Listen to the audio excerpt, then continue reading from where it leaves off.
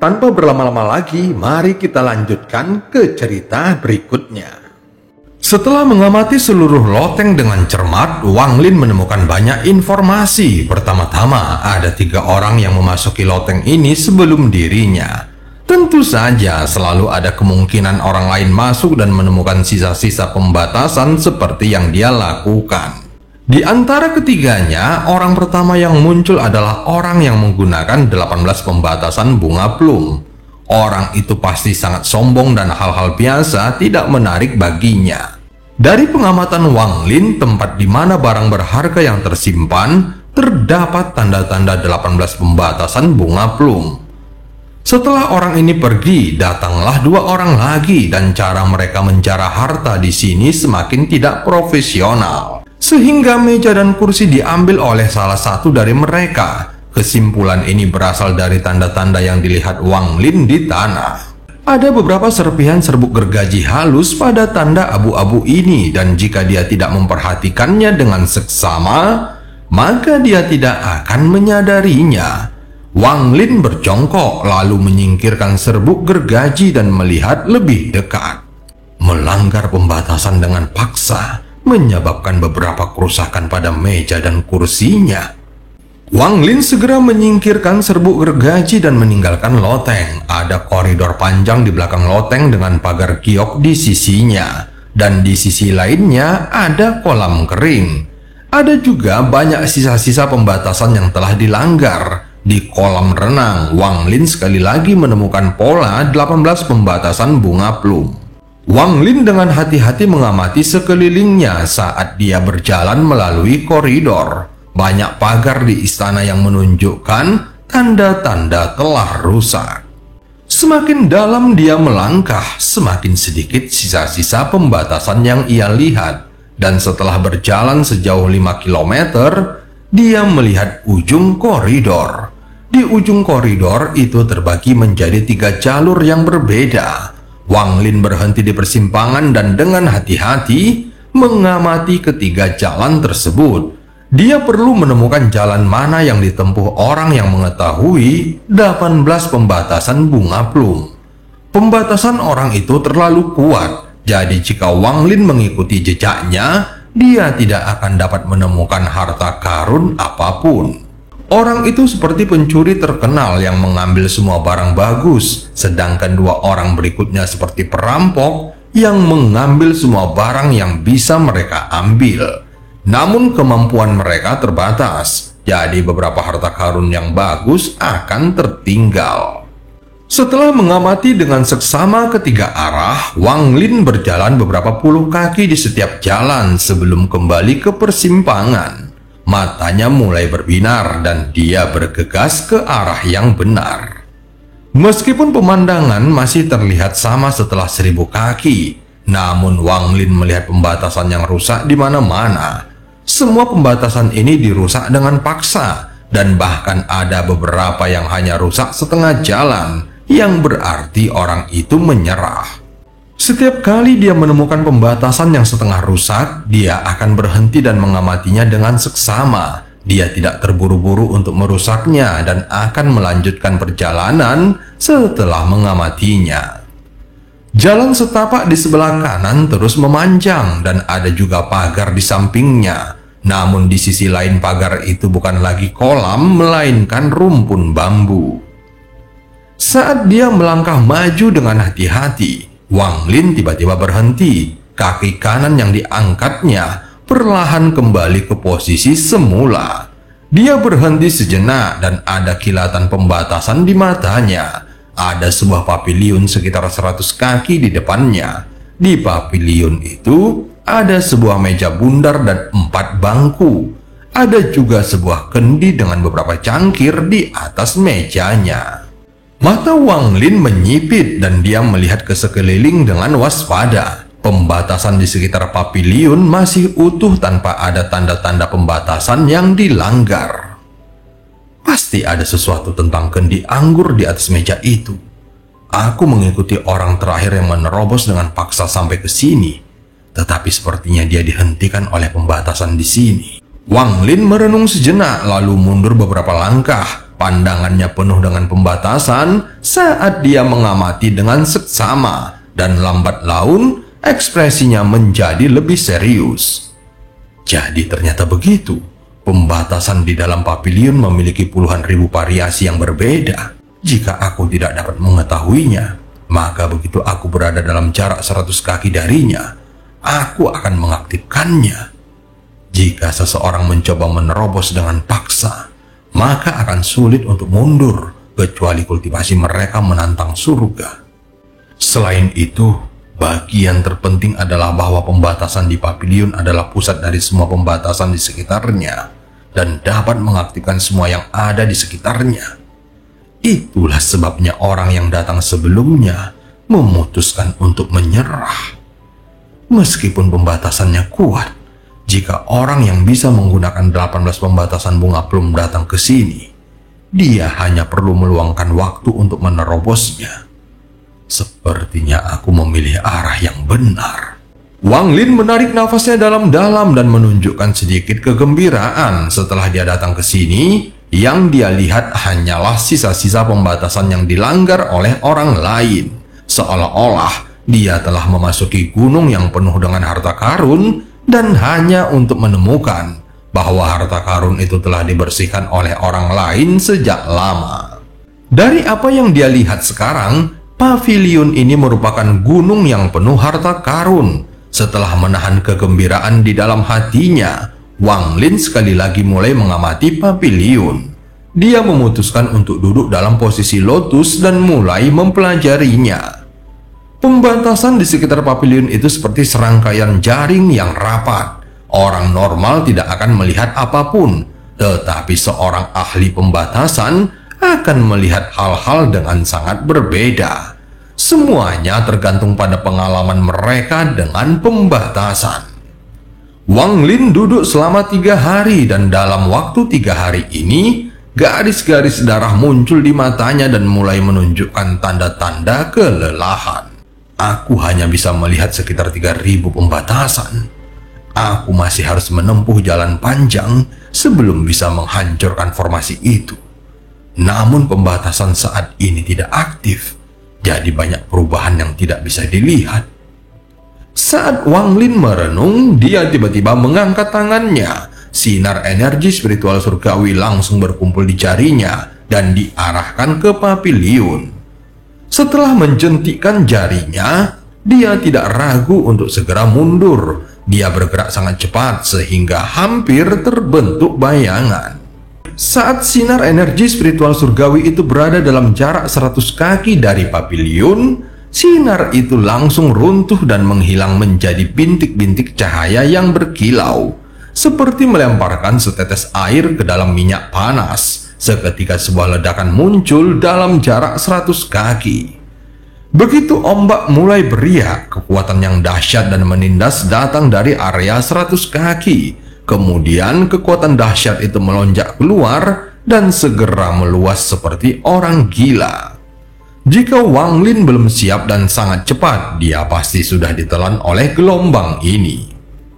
Wang Lin baru berhenti setelah berada lebih dari 1000 kaki jauhnya. Meskipun dia mundur, tatapannya masih tertuju ke pavilion, dan saat ini matanya semakin berbinar. Waktu berlalu perlahan, dan dalam sekejap mata, 1 bulan berlalu. Selama sebulan ini, Wang Lin mencoba beberapa kali menggunakan energi spiritual surgawi untuk mengaktifkan pembatasan agar bisa mempelajarinya. Dia perlahan-lahan memperoleh pengetahuan tentang sebagian besar perubahan yang terjadi di dalam pavilion. Pada saat yang sama, selama 1 bulan ini dia tidak pernah menghentikan deduksinya. Sekarang matanya benar-benar merah dan hampir mengeluarkan darah. Selama 1 bulan ini, Wang Lin melupakan segalanya. Dia bahkan lupa bahwa dia sedang berada di dalam gua milik orang lain. Saat ini, yang ada di pikirannya hanyalah melanggar pembatasan ini. Semakin banyak dia belajar dan semakin banyak dia menyimpulkan, semakin besar pula hasil panen yang dirasakan Wang Lin. Pembatasan ini berisi puluhan ribu perubahan, dan saat dia mempelajarinya, pemahamannya tentang hal itu semakin mendalam. Siapapun yang mempelajari pembatasan akan menemui banyak hambatan dalam hidupnya, dan jika mereka tidak dapat mengatasinya, maka studi mereka berakhir di sana. Hambatan ini tidak terlihat dan disebabkan oleh banyak faktor yang berbeda.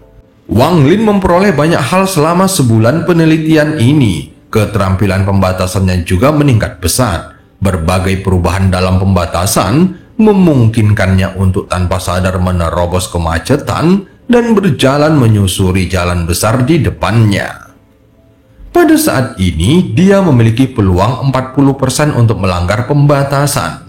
Meskipun hanya 40%, harus dikatakan bahwa orang lain mungkin akan membutuhkan waktu ribuan tahun untuk mempelajari pembatasan ini, dan hanya memiliki 10 atau 20% untuk melanggarnya. Hanya monster tua yang telah hidup lebih dari puluhan ribu tahun dengan banyak pengalaman dan pengetahuan yang berani mengatakan mereka memiliki 40% kemungkinan untuk melanggarnya.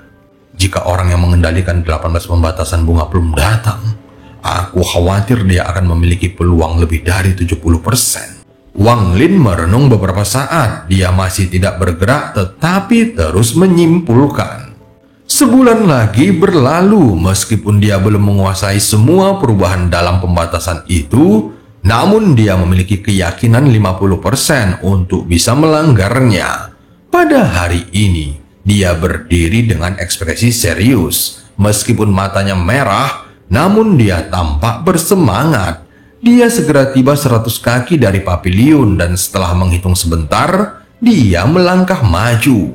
Wang Lin sama sekali tidak gugup untuk langkah pertama ini. Dia yakin bahwa langkah pertama ini tidak akan menyebabkan apapun dan tidak akan mengaktifkan pembatasan. Setelah melangkah satu langkah, tidak ada perubahan di sekelilingnya. Ekspresinya tetap tenang saat dia melangkah maju yang langsung diikuti oleh langkah berikutnya. 3 langkah berarti 10 kaki dan dia langsung melangkah 9 langkah. Dia sangat santai sepanjang waktu seperti sedang berjalan di tamannya. Hingga saat ini, tidak ada hal aneh yang terjadi. Dia berhenti setelah 9 langkah dan tatapan matanya berkedip-kedip. Kemudian menatap paviliun yang berjarak 70 kaki darinya. Dia menjepit jari-jarinya seraya menghitung sebentar lalu melangkah maju tanpa suara. Kali ini dia melangkah 9 langkah lagi. Dan sekarang sudah berjalan sejauh 60 kaki.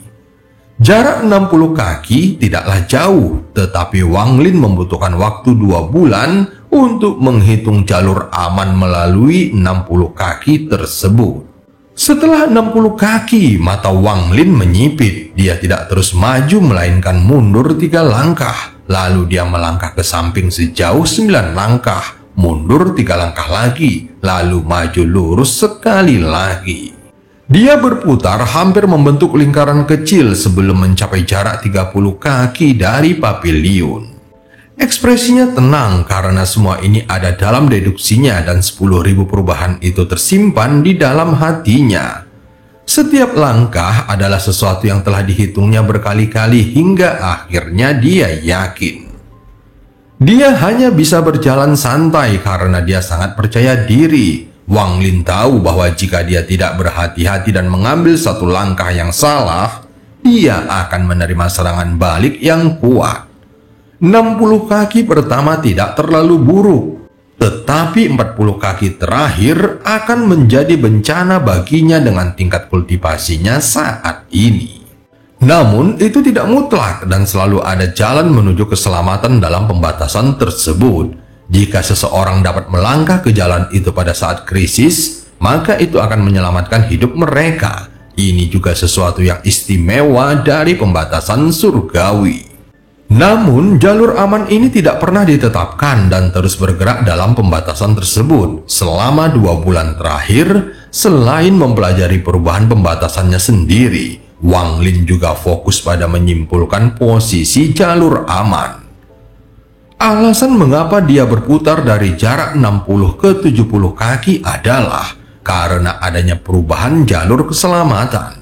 Saat ini, dia berdiri di kejauhan 70 kaki dan berkonsentrasi menghitungnya. Kemudian tubuhnya bergerak dan dia langsung melewati 10 kaki dalam satu langkah. Setelah mendarat, Wang Lin segera melangkah sejauh 10 kaki lagi. Tetapi saat mendarat, ekspresinya berubah. Tanpa ragu-ragu, dia mengambil setengah langkah ke kiri dan pada saat ini, tornado hitam tiba-tiba muncul di 10 kaki terakhir. Tornado ini muncul entah dari mana dan melepaskan kekuatan dahsyat. Ada juga balok petir hitam yang bergerak di dalamnya. Dalam sekejap, area seluas 10 kaki ini diselimuti kekuatan penghancur.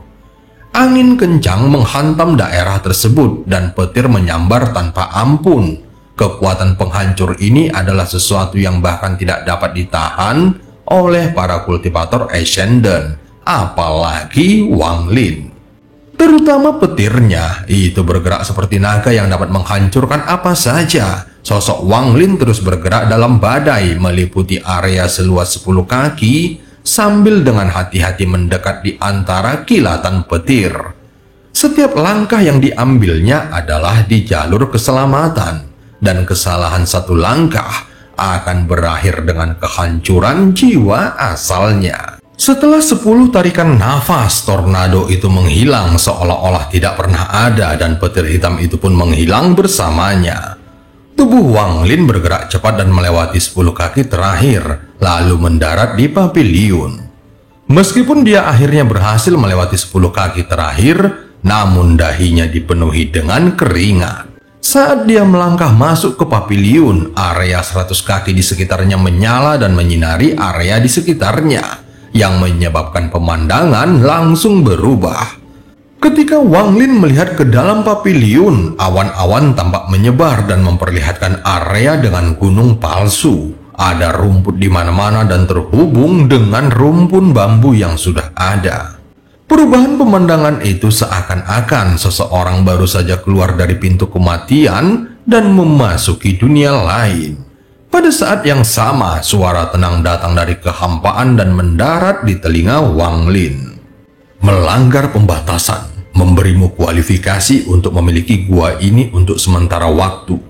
Selama kamu tidak mati, maka tidak ada orang lain yang bisa memasukinya. Saat suara ini terdengar, seberkas cahaya keemasan terbang dari kejauhan dan berhenti di depan Wang Lin. Ini adalah token kristal, ukurannya hanya sebesar jarinya dan melayang di udara serta memancarkan cahaya 7 warna. Ini token gua. Pegang token ini dan kamu bisa masuk ke gua lagi. Wang Lin menarik nafasnya dalam-dalam sambil meraih token kristal kecil itu dan melihat ke paviliun. Setiap meja dan kursi batu memiliki pembatasan yang melindunginya dan tidak dapat disentuh begitu saja. Akan tetapi, dibandingkan dengan pembatasan yang mencakup area 100 kaki di luar paviliun, pembatasan ini jauh lebih lemah. Wang Lin tidak melihat ke arah meja ataupun kursi. Matanya terfokus pada kendi anggur di atas meja bundar. Meskipun pembatasan pada kendi anggur itu sangat ketat, namun tidak sulit bagi Wang Lin untuk melanggarnya. Setelah menyimpulkan sebentar, tangan kanannya menunjuk ke kendi itu dan riak seperti air muncul 3 inci darinya. Saat jari Wang Lin menunjuk, itu menciptakan gelombang riak. Pada saat yang sama, dia dengan cepat mengangkat jarinya dan menembakkan pembatasan ilusi yang mendarat di riak air. Pada saat ini, riak air segera mendidih dan pusaran terbentuk di bagian tengah. Pusaran itu berputar semakin cepat dan membesar, lalu menciptakan kekosongan yang melingkar. Tangan kanan Wang Lin bergerak bagai kilat saat dia meraih kendi anggur dalam sekejap. Kemudian riak air menghilang dan semuanya kembali normal. Wang Lin menunjukkan ekspresi gembira saat memegangnya. Wang Lin merasakan kendi anggur di tangannya berat, jadi jelas tidak kosong. Dia menarik nafas dalam-dalam saat membuka tutupnya, lalu aroma menyegarkan segera memenuhi udara. Wang Lin melihat bahwa di dasar kendi anggur hanya ada 10 tetes anggur. Kendi anggur ini cukup berat, tetapi hanya berisi 10 tetes anggur. Namun ini adalah anggur dari surga, jadi tidak mungkin ini anggur biasa. Wang Lin menatap kendi anggur itu dan mulai berpikir. Tak lama kemudian dia mengatupkan giginya, lalu menuangkan setetes anggur dan langsung menyedotnya ke dalam mulutnya. Saat setetes anggur itu masuk ke dalam tubuhnya, seluruh tubuh Wang Lin tiba-tiba berubah menjadi merah terang. Energi spiritual surgawi yang luar biasa banyaknya tiba-tiba memenuhi tubuhnya dalam sekejap. Perasaan mabuk perlahan muncul dalam tubuh Wang Lin bersamaan dengan meluapnya energi spiritual surgawi dan mengalir melalui meridiannya seperti banjir. Kemudian gelombang panas muncul di dalam dantiannya dan melesat ke seluruh tubuhnya. Pada saat yang sama, perasaan mabuk itu menjadi semakin kuat. Mata Wang Lin tidak lagi jernih dan menjadi keruh. Tubuhnya perlahan condong ke samping, kepalanya tertunduk, dan dia akhirnya tertidur. Waktu berlalu dengan cepat. 3 bulan, 6 bulan, 9 bulan, bahkan sampai 1 tahun. Wang Lin tertidur sepanjang tahun ini, dan selama itu suara dengkuran terdengar dari mulutnya. Sejak Wang Lin mulai berkultivasi, dia jarang tidur. Dan ini adalah tidur terlama yang pernah dia alami dalam beberapa ratus tahun terakhir. Meskipun dia sedang tidur, namun energi spiritual surgawi di dalam tubuhnya terus meningkat dengan cepat. Kecepatan ini bahkan akan mengejutkan Tian Yunzi jika dia ada di sini menyaksikannya. Ketika energi spiritual surgawi di tubuhnya mencapai titik tertentu, kristal iblis di dalam dantiannya hancur dan meleleh tanpa suara. Energi spiritual iblis tiba-tiba memenuhi tubuhnya, tetapi segera ditelan oleh energi spiritual surgawi dan menjadi bagian dari dirinya. Untaian energi spiritual surgawi keluar dari tubuhnya dan menyebar ke area sekitar 100 kaki. Selama tidurnya, energi spiritual surgawi di area tersebut menjadi sangat padat. Saat Wang Lin tertidur, tangan kanannya masih memegang kendi anggur. Pada hari ini, Wang Lin perlahan membuka matanya dan bersendawa dengan aroma anggur.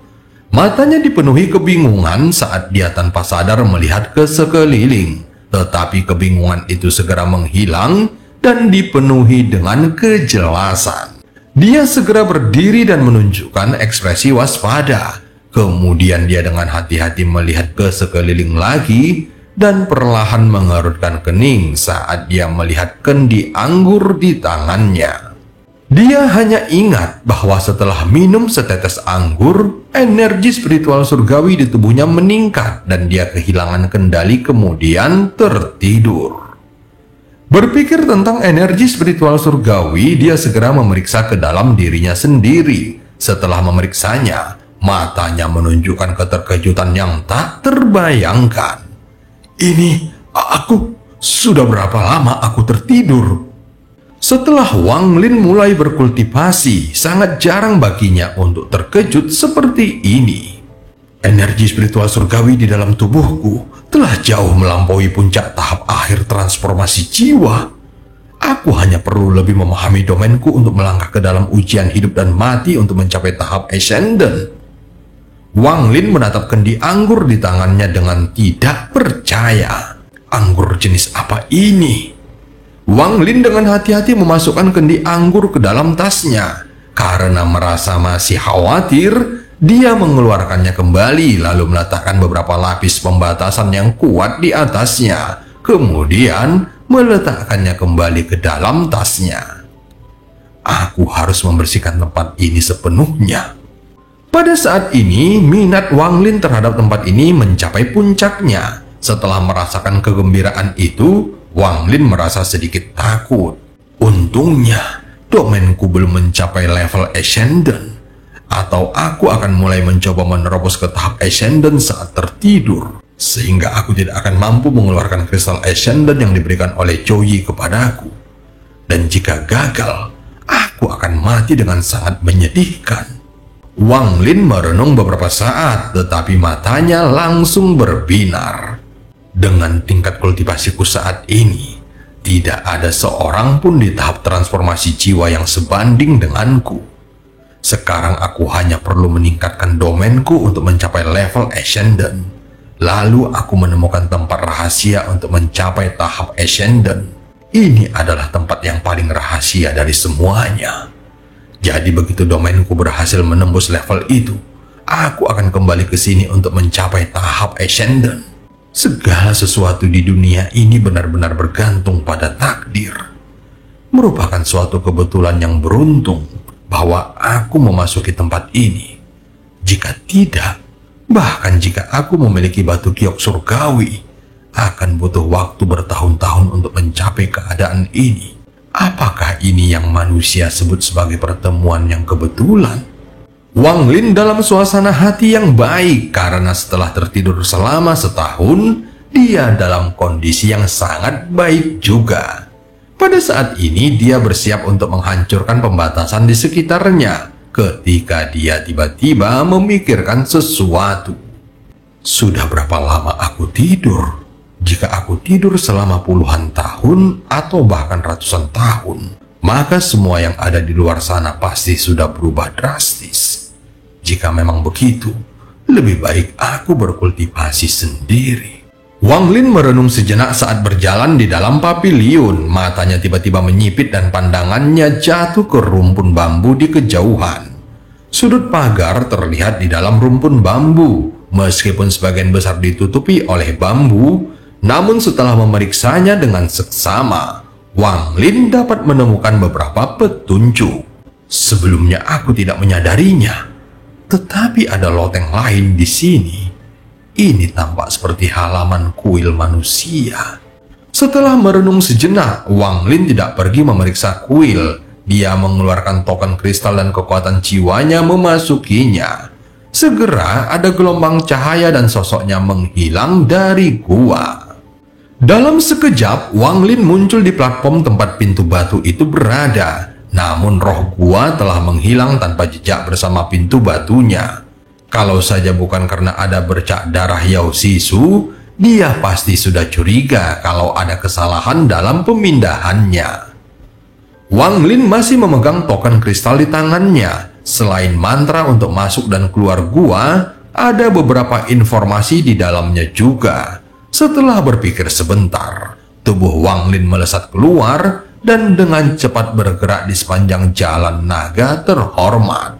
Dia bergerak cepat melewati 11 platform. Tidak ada perubahan pada platform-platform ini dan patung-patung batu tetap dipenuhi dengan segel Yao Sisu. Setelah apa yang terjadi di dalam gua, tingkat kultivasinya telah meningkat ke puncak tahap akhir transformasi jiwa. Jadi kecepatannya telah meningkat cepat. Dia bergerak seperti kilat dan hanya butuh waktu setengah bulan untuk kembali ke platform pertama. Platform ini benar-benar kosong, tetapi pada saat ini dengan tingkat kultivasinya dan apa yang dipelajarinya dari melanggar pembatasan selama 2 bulan, dia memperhatikan susunan transfer yang ditinggalkan oleh leluhur darah. Saat melihat susunan itu, Wang Lin berpikir sejenak lalu mengeluarkan 4 kantong penyimpanan milik Yao Sisu. Dengan satu pemikiran, tangan kanannya menyapu melewati 4 kantong penyimpanan dan semburan cahaya berwarna darah keluar dari kantong-kantong itu. Cahaya berwarna darah ini sangat kuat dan menahan kekuatan jiwanya. Wang Lin menatap dengan dingin dan energi spiritual surgawi di tubuhnya bergerak seperti halnya jiwa asalnya. Dengan sekali tekanan, cahaya berwarna darah di sekitar salah satu tas segera runtuh. Wang Lin tidak berhenti, dia meraih tas lainnya. Cahaya berwarna darah akhirnya hanya mampu bertahan selama 3 tarikan nafas sebelum akhirnya runtuh. Wang Lin menghapus jejak kekuatan jiwa pada ketiga tas penyimpanannya. Dia bermaksud menyelesaikan semua secara sekaligus dan mengambil tas terakhir. Namun ekspresinya tiba-tiba berubah dan tangan kanannya berhenti 3 inci dari tas keempat. Dan cerita pun berakhir. Sampai ketemu di part selanjutnya.